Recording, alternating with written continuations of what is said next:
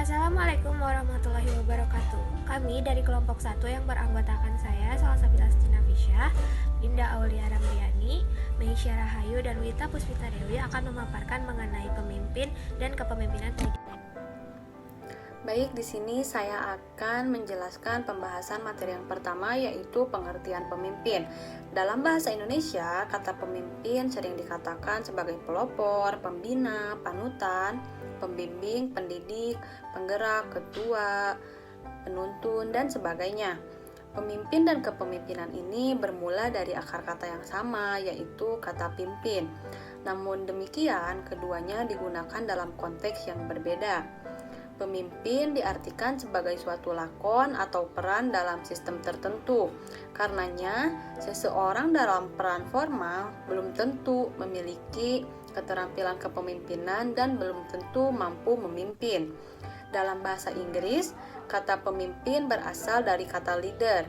Kata leader mengandung makna tugas untuk melid anggota di sekitarnya.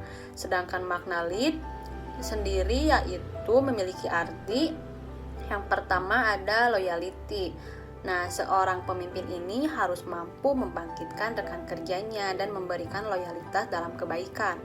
Yang kedua ada educate atau mendidik.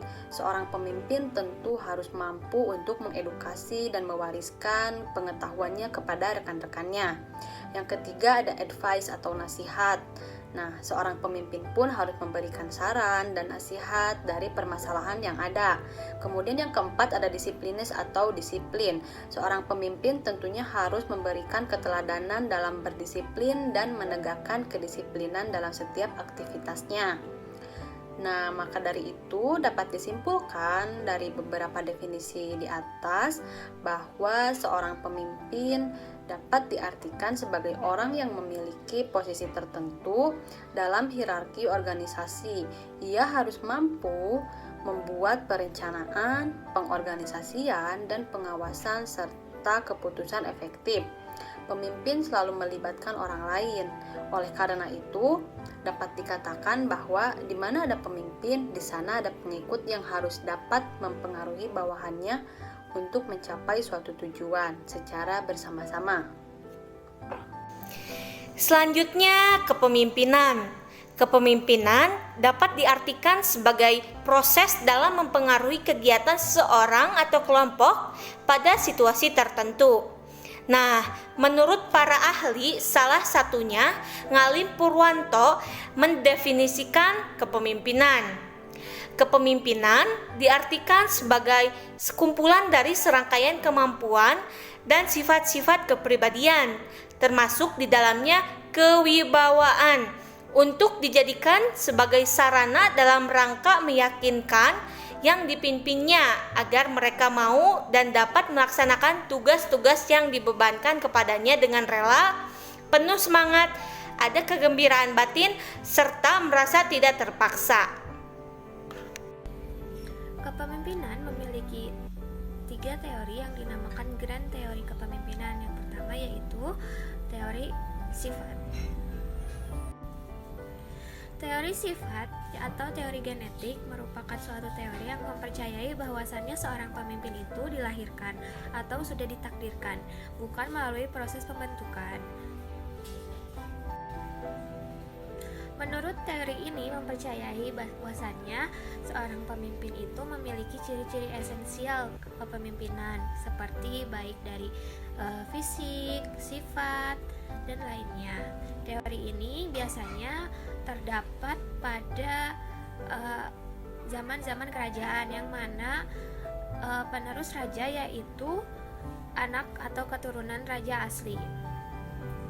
Yang kedua yaitu teori perilaku atau teori sosial. Pada teori ini mempercayai bahwasannya siapapun dapat menjadi pemimpin, di mana pemimpin ini dibentuk dan dididik, bukan dilahirkan begitu saja, sehingga dapat dikatakan teori ini menentang teori sebelumnya yaitu teori sifat. Nah, siapapun bisa jadi pemimpin dan siapapun dapat memimpin selama ia mau belajar, ia bisa melakukan tugas-tugasnya sebagai pemimpin. Selanjutnya yaitu teori lingkungan. Nah, pada teori lingkungan merupakan suatu gabungan dari teori sosial dan juga teori sikap atau teori perilaku, di mana seorang pemimpin bisa dikatakan memiliki bakat sejak ia lahir dan juga dididik oleh lingkungannya untuk menjadi pemimpin. Pada teori ini menjelaskan bahwasannya seorang pemimpin dapat dikatakan berhasil apabila ia dapat menyesuaikan gaya memimpin dan juga cara dia memimpin dimanapun ia berada. Dan pada teori ini pula, seorang pemimpin itu harus dapat menjadi seseorang yang menyesuaikan sesuai dengan zamannya, di mana zamannya ia memimpin.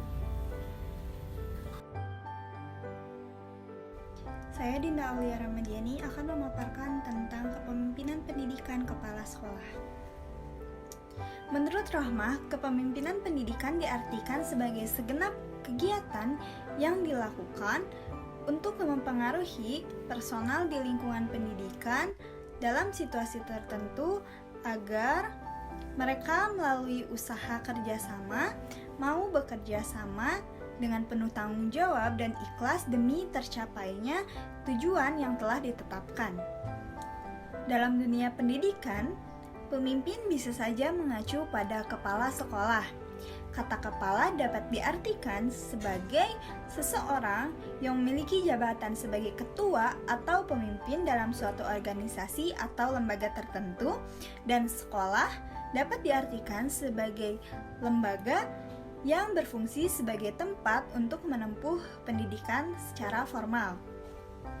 Maka kepala sekolah dapat diartikan sebagai seorang pendidik yang diberi tugas tambahan di sekolah maupun madrasah untuk memimpin dan mengelola lembaga tersebut demi peningkatan mutu pendidikan. Pernyataan tersebut berdasarkan pada Peraturan Menteri Pendidikan Nomor 28 Tahun 2010 mengenai penugasan kepala sekolah, bahwa kepala sekolah berfungsi sebagai leader dan manajer di sekolah yang mempunyai peran fundamental dalam mewujudkan visi dan misi sekolah. Maka dari itu, kepemimpinan kepala sekolah bisa diartikan sebagai cara atau usaha kepala sekolah dalam mempengaruhi, mendorong, membimbing, mengarahkan, dan menggerakkan pendidik, staf, peserta didik, orang tua peserta didik, dan pihak lain yang terkait untuk bekerja atau berperan serta guna mencapai tujuan yang telah ditetapkan.